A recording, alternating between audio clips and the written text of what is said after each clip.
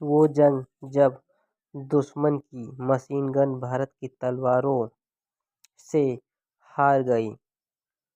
Haifa की लड़ाई, आइए जानते हैं।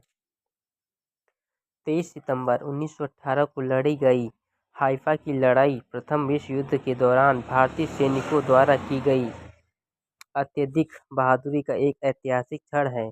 इस महायुद्ध में तलवारों और भालों से लैस भारतीय घुड़सवार सेना में भरी हथियारों से लैस मशीन गनों से ठिकानों पर हमला किया और विजय हुई। जोधापुर लेस और मैसूर लेस के नृत्य में उनके साहस और समीकरण प्रतिभा से हाइफा को ऑटोमैन नियंत्रण से मुक्त कराया। ये वीडियो उन भारतीय योद्धाओं की अनकही वीरता और सैन्य इतिहास की सबसे उल्लेखनीय लड़ाइयों में से एक की विरासत का प्रकाश डालता हूँ। इस प्रेरणादायक कहानी में देखें कि कैसे दृढ़ संकल्प और वीरता ने उन्नत हथियारों पर विजय प्राप्त की। प्रथम विश्व युद्ध की जिसमें अंग्रेजों की ओर से जोधापुर रियासत की सेना ने भी हिस्सा लिया। इतिहास में इस लड़ाई को हाइफा की लड़ाई के नाम से जाना जाता है। हाइफा की लड़ाई 23 सितंबर 1918 को लड़ी गई। इस लड़ाई में राजपूतों की सेना का नेतृत्व जोधापुर रियासत के सेनापति मेजर दलपत सिंह ने किया। उनका जन्म वर्तमान पाली जिले के देवरी गांव में रावता राजपूत परिवार में हुआ था। अंग्रेजों ने जोधापुर रियासत की सेना की हाइफा पर कब्जा करने के आदेश दिए गए। आदेश मिलते ही जोधापुर रियासत के सेनापति दलपत सिंह ने अपनी सेना को दुश्मन पर टूट पड़ने का आदेश दिया, जिसके बाद वो राजधानी रणबांकुरे की सेना दुश्मन को खत्म करने और हाइफा पर कब्जा करने के लिए आगे की ओर बढ़ी। लेकिन तभी अंग्रेजों को ये मालूम चला कि दुश्मन के पास बंदूकें और मशीन गन हैं, जबकि जोधापुर रियासत की सेना घोड़ों और तलवारों भालों से लड़ने वाली थी। इसी वजह से अंग्रेजों ने जोधापुर रियासत की सेना वापस लौटने का आदेश दिया।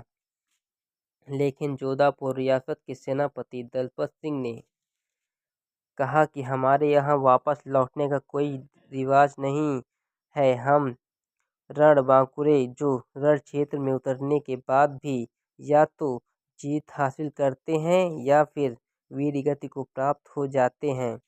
दूसरी ओर ये सेना को दुश्मन पर विजय प्राप्त करने के लिए बंदूकें, तोपें और मशीन गन के सामने अपनी छाती अड़ाकर अपनी परंपराओं युद्ध कौशल की बड़ी बहादुरी की लड़ रही थी। इस लड़ाई में जोधापुर की सेना की करीब 900 सैनिक वीर गति को प्राप्त हुए। युद्ध का परिणाम ने ये एक अमर इतिहास लिख डाला, जो आज तक की पूरे विश्व में कहीं नहीं देखने को मिला था, क्योंकि इस युद्ध के दुनिया के एकमात्र ऐसा युद्ध था जो कि तलवारों और बंदूकों के बीच हुआ था। लेकिन अतः विजय श्री राठौर मिली और उन्होंने हाइफा पर कब्जा कर लिया और 400 साल पुराने ऑटोमैन साम्राज्य का अंत हो गया। रणबंका राठौर की ओर से बहादुरी के प्रभावित होकर भारत में ब्रिटिश सेना के कमांडर इन चीफ ने ब्रिगेड स्टाफ हाउस के नाम से अपने लिए एक रियासती भवन का निर्माण कराया। भवन एक चौराहे से लगा हुआ बना। इन चौराहों के मध्य में गोल चक्कर के बीचों बीच एक स्तंभ के किनारे 3 दिशाओं में मुँह किए हुए 3 सैनिकों की मूर्ति लगी हुई है, जो कि रणबंका राठौर की बहादुरी को यादगार बनाने के लिए बनाई गई है। इस्तीफा सैनिक।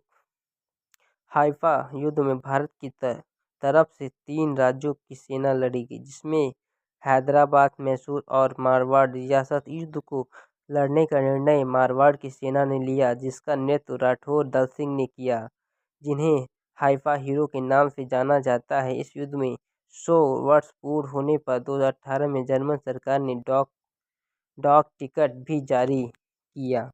अगर आपको मेरी जानकारी अच्छी लगी हो तो मेरे चैनल को सब्सक्राइब करें, कमेंट करें, लाइक करें, शेयर करें, बेल आइकन दबाना ना भूलें।